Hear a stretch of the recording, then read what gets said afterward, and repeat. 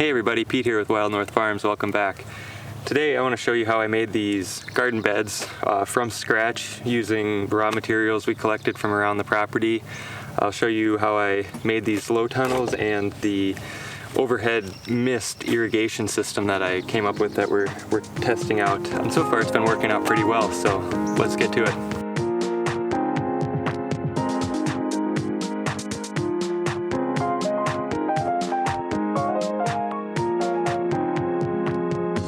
So I actually started these grow beds at the beginning of last summer using the same methods that I used to make those green manure beds over there, which I talked about in our last video. Check that out if you haven't seen it yet. Kind of give a tour of our place here and talk about what we've done so far and what the plan is and where we're going with all of this. But I basically outlined the shape with some old logs and then got a bunch of rotted wood that had, old stumps and logs that are rotting away in the forest, and broke them up the best I could into just chunks of old wood and filled in the middle with that. And then I covered it all with some topsoil that I collected from around here and then some horse manure from a neighbor. And then I planted into that just a handful of things, some radishes and peas. I don't think any of our carrots made it. The potatoes did really good. I was surprised by that. We hadn't grown potatoes before, so it was neat to see a big crop of those come through. But so I blame most of the issues last year on the water system I tried to invent. And I'll make another video explaining our whole water situation and all the problems we've had to solve just to get to this point. But basically, since we have arsenic in our water, I didn't know how to filter it out for bulk use like we need out here.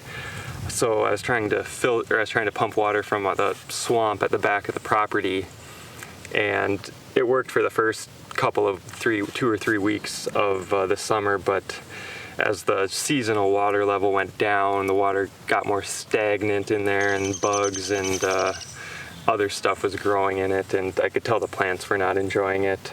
So I kind of just gave up on it last summer, and until I figured out this whole system, which I'll make another video about because there's a lot of stuff to it.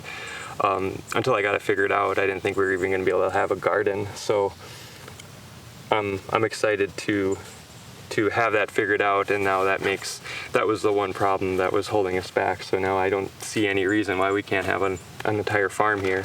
And so since we are a farm now, we're kind of on a mission to make this a better year, and then next year even better than that, and just keep on growing it and getting better and bigger and more efficient. And so I revamped the garden beds this summer, and I have to say they tremendous improvement over last summer.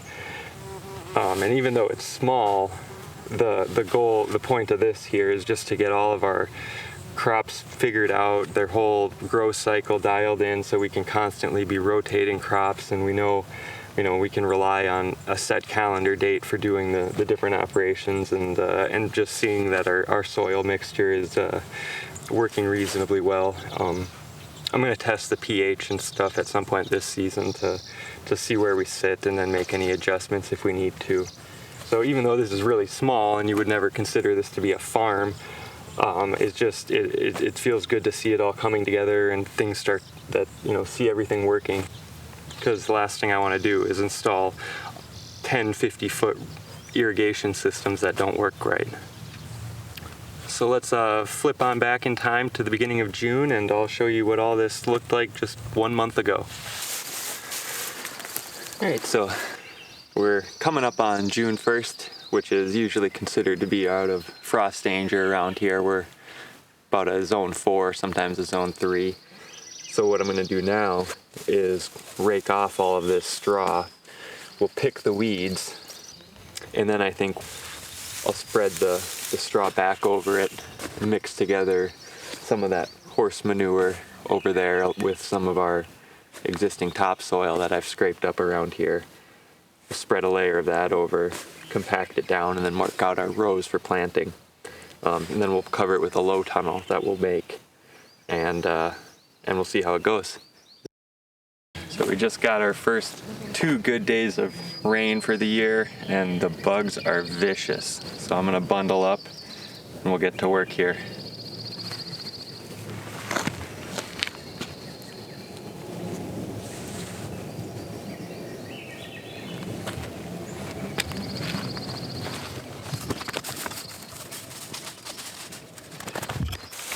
So now that I've got the grass layer pulled off, I'm going to go through with the action hoe and just turn over the top inch or so and cut the roots of all the existing weeds. And once I do that, I'll go through and I'll just pull them off to the side so they don't regrow, take root again. The idea here is that being persistent, the weeds will eventually figure out it's not worth it and stop trying. You just have to be more stubborn than they are. So that's the concept. We'll see if it works. We'll see if next year we have less weeds to contend with and the year after that even less. That's the idea. But we'll see. It's hard because there's so much vegetation growing all around. The seeds blow all over the place. But then the other idea by not tilling it up deeply is that you're only dealing with the surface seeds, and there's many seeds dormant underneath the surface, and so as long as you don't disturb those, you don't have to deal with them.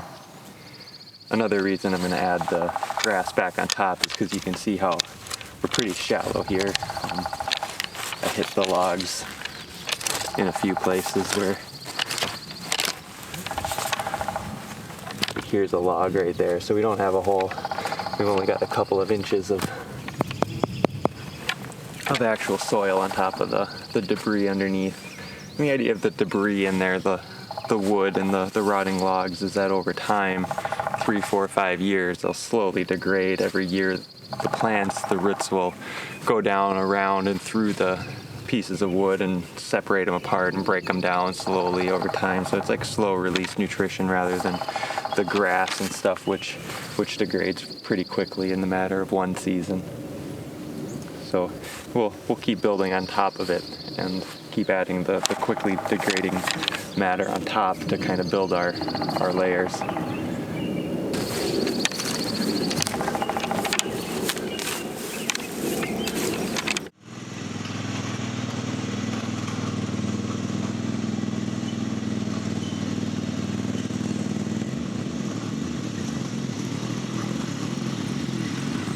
So last fall when I had the small excavator rented, I did some work on the driveway here and I pushed a lot of the topsoil to the side.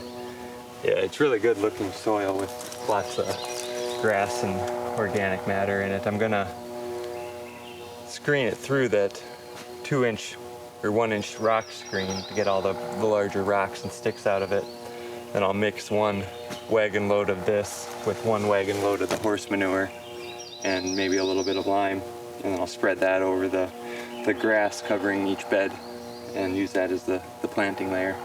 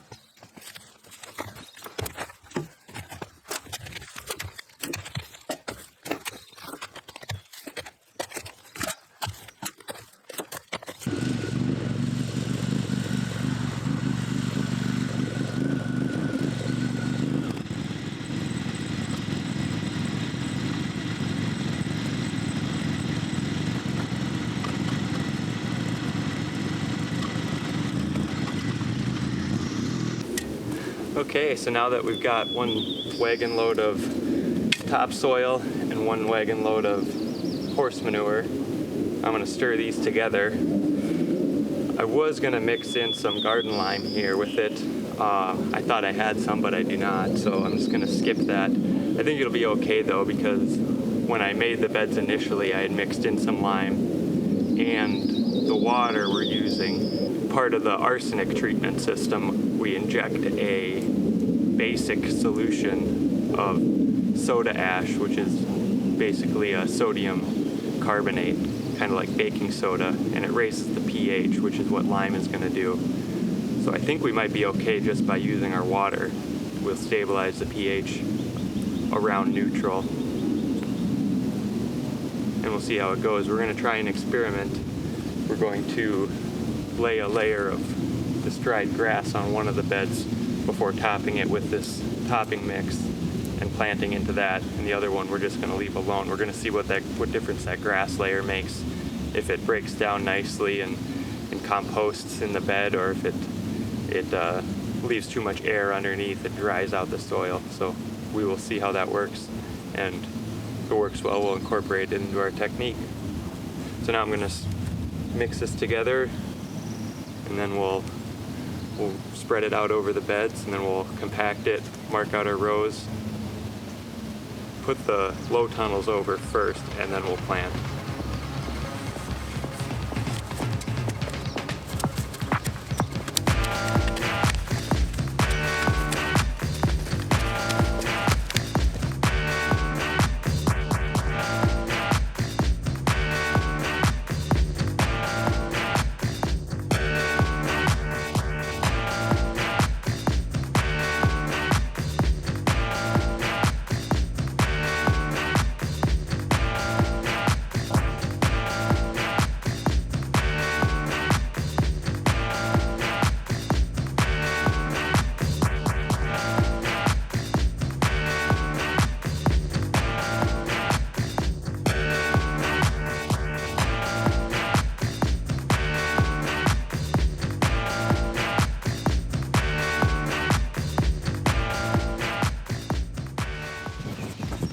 Oh, it's a hot one out here today. I think this turned out pretty good. Look at this. Check that out. I think that looks really good. I think I'm gonna skip the whole experiment here and just put the grass on the other bed too. I think that's a pretty good idea, and it's gonna break down really nice once we keep it watered. I'm expecting it to settle a bit too as that grass breaks down and the other matter in this top layer I put down. I think it looks good though. Get it covered with a low tunnel and plant it. I think we'll let it sit for a couple days, at least one day. Then we'll irrigate it before we plant. On to the next.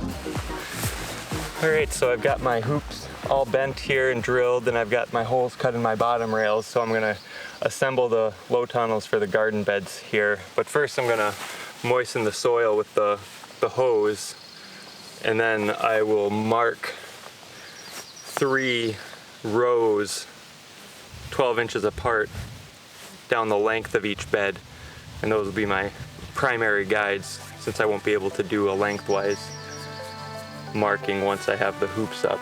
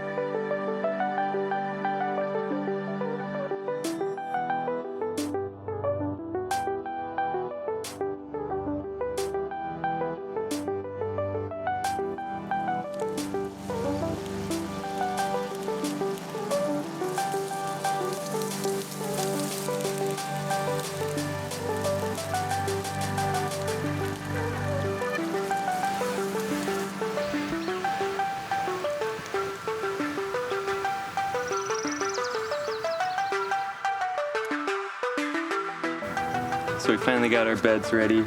We're gonna start planting here. It's the 10th of June today, so we're a little bit late, but I'm not too concerned. I've got my map made up of where we're gonna plant everything. It's just kind of a guide. We got different varieties of a lot of these things, so we're not gonna plant all the carrots and spinach and arugula and all that at the same time. So we'll see how this goes. We got all of our new seeds for this season, and then a whole bunch of leftovers from the past couple of seasons that we're gonna sprinkle in, and we just want to try a lot of different varieties of the same things and compare and get a feel for what's available and how different things work here, especially in our unique climate. Starting late, I'm not too concerned about things finishing because we have such long days, especially the leafy green items. I think they will do just fine. This will be more of a evaluation of how the soil does and how our watering system keeps up. We get that dialed in. So yeah, let's get started.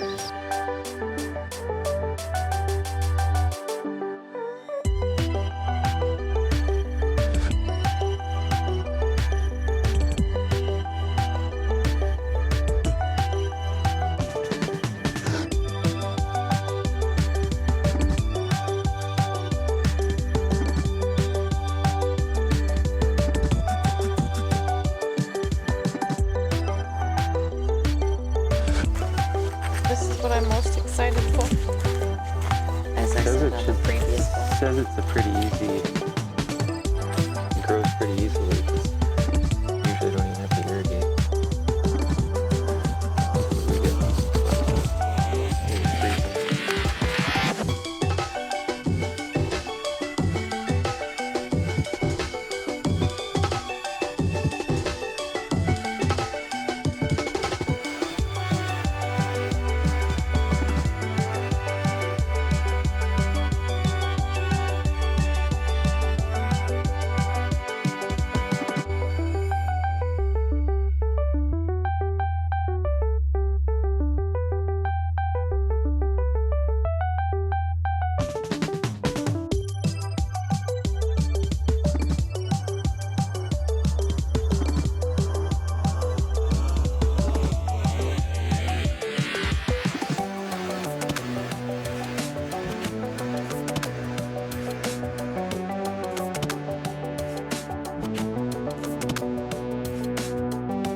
So today is June 17th, 2021, so it's been 7 days since we planted our first round of seeds, and almost everything is coming up, which is nice. our irrigation is working really well. So we ended up planting some arugula. We have 4 rows of that, which are all coming up. And some radishes. The arugula was the very first thing to come up. This was 3 days after we planted it, we had this come up. And then that was followed the next day by the radishes.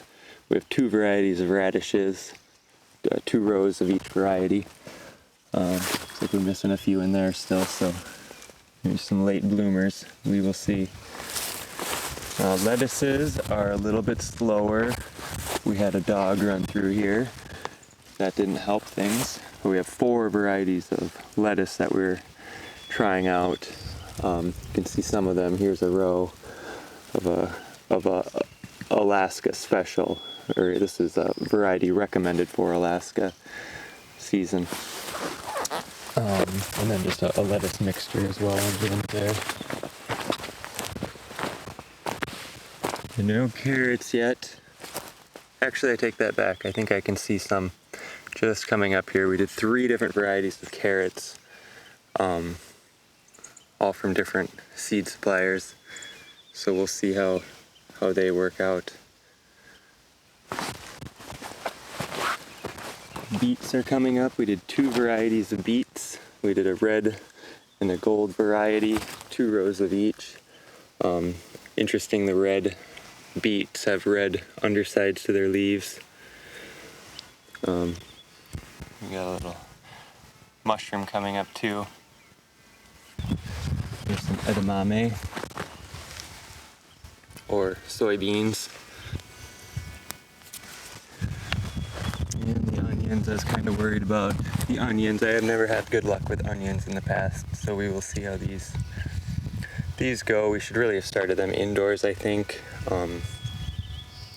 but we had no space, so we next summer we'll have the greenhouse, or next spring we'll have the greenhouse ready, so we'll be able to get all our starts going in there, which will really speed up our progress in the grow season.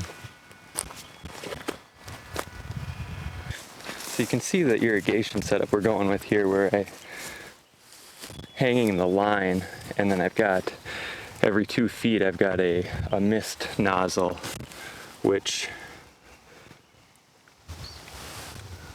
puts out a nice shower spray and covers a good chunk of the bed. A lot of it will drift away in the breeze, which is why today, right now, my next project is going to be to put the cover material over these tunnels. I had left it off. I've left it off until now because, well, we have, the irrigation is working so well.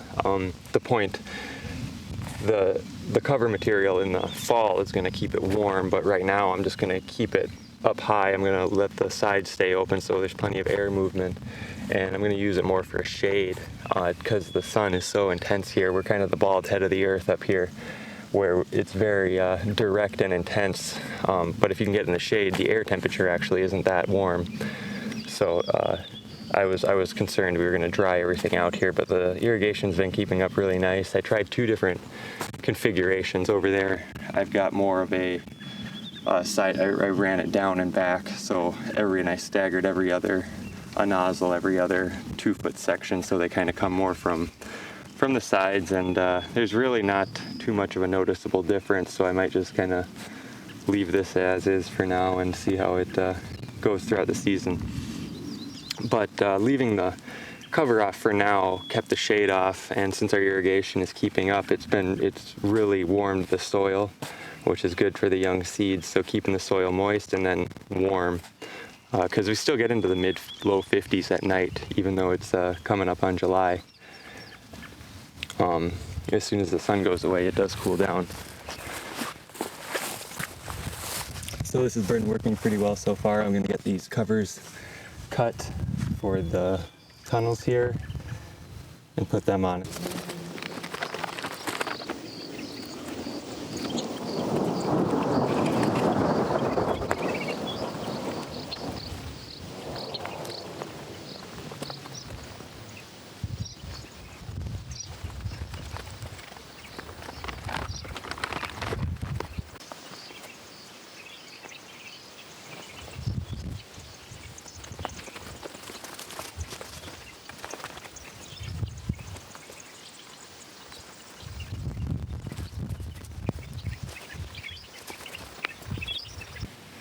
So I got the covers on the tunnels.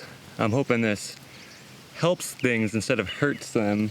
I doubled up the fabric on the top, so now it's, you know, half as transparent. So I'm hoping I don't block out too much light by doing this.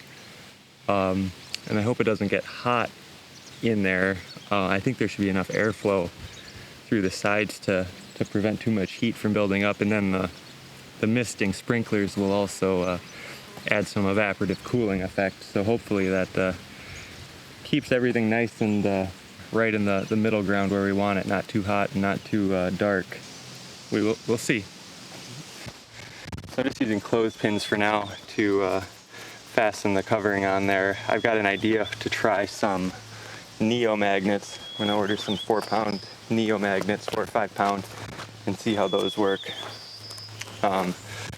We get some good wind gusts here, and it'll really pull on these things. So we'll see how. I just don't think these are gonna last very long out here in the sun and the rain.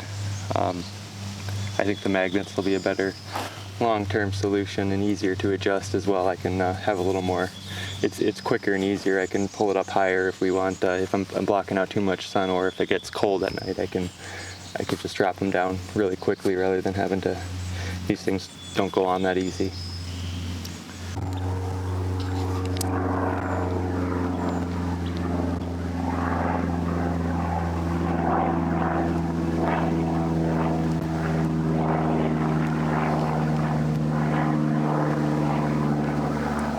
So there you have it, the start of our farm. I'm pretty happy with how everything's going so far. The lengthwise row markings I didn't really need to do since I ended up planting everything this way. And that marker that I made didn't really work that well. There was still a lot of debris in the topsoil, and it kind of drug that along and didn't really make clean lines. We'll probably be getting an actual seeder next time if we're going to do any large like lengthwise plantings, just so we get a consistent seed spacing and planting depth. That would make everything a lot easier, and then we wouldn't have to go through and thin everything out as much. Or we might start, we're also going to do a lot more transplants once we get a greenhouse this fall.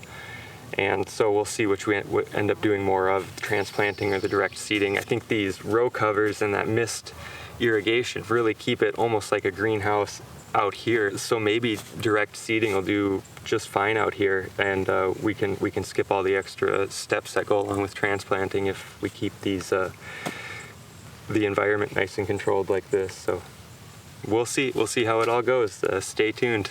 So make sure you check out our first video. Like I said, I give kind of a tour of our place and describe what we're doing and where we're headed with all of this. And let us know any comments or questions. We love to hear from you. And that's about it. So thanks for tuning in. We'll see you next time.